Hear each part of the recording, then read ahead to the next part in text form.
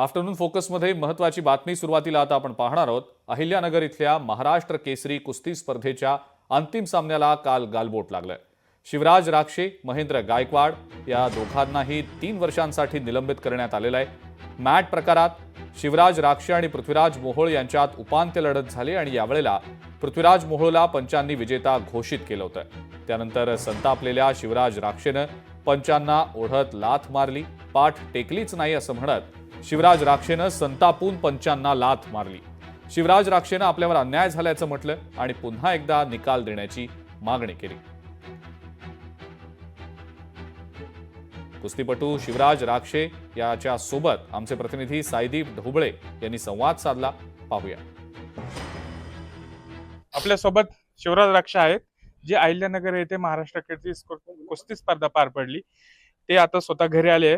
दादा, काय नक्की प्रकार घडला होता, कशा पद्धतीने हा अन्याय झालेला आहे? तुम्ही काल बघितलंच असेल, कुस्ती माझी लाईव्ह चाललेली। स्पर्धेचे जर दोन्ही खांदे टेकला असेल तरच कुस्ती दिली जाते आणि डायरेक्ट त्यांनी त्या ठिकाणी निर्णय विजय घोषित केला। तर मी तिथे अपील केली होती ज्युरीकडे की व्हिडिओ बघा आणि चेक करा आणि त्यानुसार मग तुम्ही तुमचा काय निर्णय तो द्या। जो निर्णय असेल तो मला मान्य असेल, पण तुम्ही आणि माझं जो अपील आहे ते मी टाकली होती, त्यानुसार त्यांनी व्हिडिओ पाहिला पाहिजे नव्हता। मी त्यांच्याकडे विनंती केली खूप वेळा, पण त्यांनी ते व्हिडिओ दाखवला, टाळाटाळ केली आणि त्यानुसार मग मला पुढचं पाऊल उचलावं लागलं त्या ठिकाणी। तुमच्या आज एका निर्णयामुळे आज एवढी माझी नुकसान भरपाई झाली, ते तुम्ही देणार आहे का भरपूर? आज तुम्ही माझ्यावर निलंबनाची केस केलेली आहे, मग तुम्ही पंचांवर कोणता आक्षेप घेणार आहे? त्यांची जी चुकी झाली त्यांनी ती मीडियातर्फे मान्य केलेली आहे। मग ती चुकी जर त्यांनी मान्य केली असते तर ह्या चुकीचे परिणाम आम्हाला बघावं लागतात ना खेळाडूंना। इथल्या पुढे ह्या पिढीला ही चूक असे म्हणजे खेळाडूंना असा अन्याय नाही झाला पाहिजे, ही माझी प्रतिक्रिया होती। निश्चितच आम्ही भेटून या वर्षी या विषयावर काय निकष असेल भेटून ते काढू आणि फक्त येणाऱ्या काळात सांग की पंचांचा निर्णय आहे तो त्यांनी चुकीचा मान्य केलेला आहे, पण ते चुकीचा मान्य केला याच्यामध्ये खेळाडूंचं नुकसान होतं कामा नये, हीच माझी फक्त भावना या ठिकाणी आहे। बरोबर आहे, पंचांनी जो निर्णय दिलाय तो चुकीचा आहे। याबाबत मुख्यमंत्र्यांना भेटून दाद मागणार असल्याचे राक्षे यांनी स्पष्ट केले आहे। साईदीप ढोबळे, लोकशाही न्यूज, राजगुरुनगर, पुणे। याच संदर्भात शिवराज राक्षेची आई आणि त्याच्या वहिनीसोबत संवाद साधलाय आमचे प्रतिनिधी साईदीप ढोबळे यांनी। महाराष्ट्र केसरी स्पर्धा नुकतीच अहिल्यानगर येथे पार पडलेली आहे आणि या कुस्ती दरम्यान काय प्रकार घडला हा संपूर्ण महाराष्ट्राने पाहिलेला आहे। आज मी आलो आहे शिवराज राक्षे यांच्या घरी।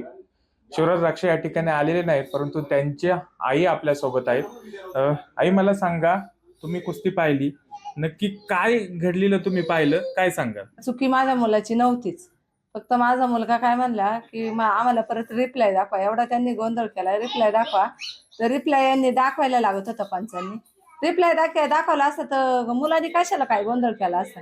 आदल्या दिवशी पण कुस्ती करायला जाता आणि तुम्ही शिवीगाळी करताय पंच। मग असा पंचांचा निर्णय यांच्या मनमानीच आहे का सगळं?